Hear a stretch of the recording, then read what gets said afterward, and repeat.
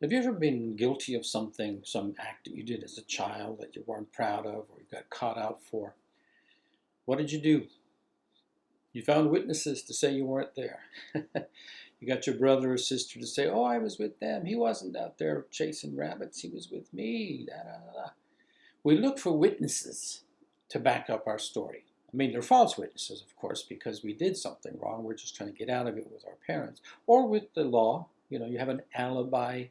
You were with these people. These 10 people are vouching for the fact that you were there with them instead of at the other situation where the crime committed. So they are your alibi. They are your witnesses. And they kind of add weight to your innocence. Makes it harder for the law to press charges and prove your guilt if you have 10 people or 6 people or 2 people saying, oh, no, he wasn't at the scene of the crime. He was with us. When Jesus rose from the dead, there were none of the disciples there. The first people to see Jesus rise from the dead were women, and they gave testimony to the fact that he was there.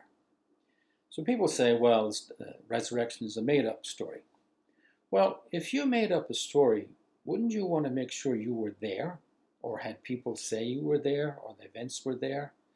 But none of the disciples, the male disciples, who wrote the Gospels and who wrote the stories later on, were there.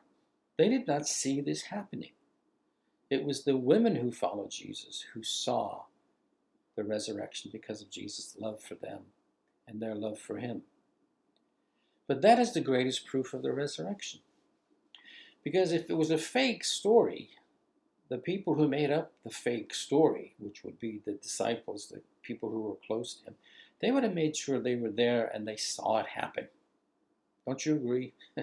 Just like you would want witnesses to prove you were at the house instead of out chasing rabbits or whatever, or committing a crime, you were with your friends and they vouched for you.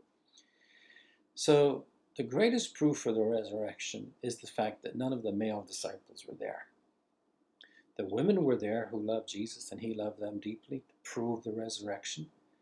But in that society, of course, the word of a man carried more power than the word of a woman. So the men would have made up the story, would have made sure that the men saw Jesus. And they probably would have made up stories all over the place. So if you ever wonder if the resurrection is true, just remember that the greatest proof of the resurrection is that none of the male disciples were there to prove it. They relied on the word of the women, and then, of course, later on when Jesus appeared to them in form as well. So take that in your heart today. Remember that the greatest proof of the resurrection is the fact that none of the male disciples were there. And we have the word of the women disciples who loved Jesus, and Jesus loved them dearly, so we know it's true. And the fact that the disciples saw him later on when he appeared to them after the resurrection. So be encouraged today. The Word of God has proof for what it says, and especially in the death and resurrection of Jesus. In case you were ever wondering about that, you have proof. Don't forget to hit the subscribe button and leave a comment down below. We do release new videos every couple of days, and you'll be the first to be notified.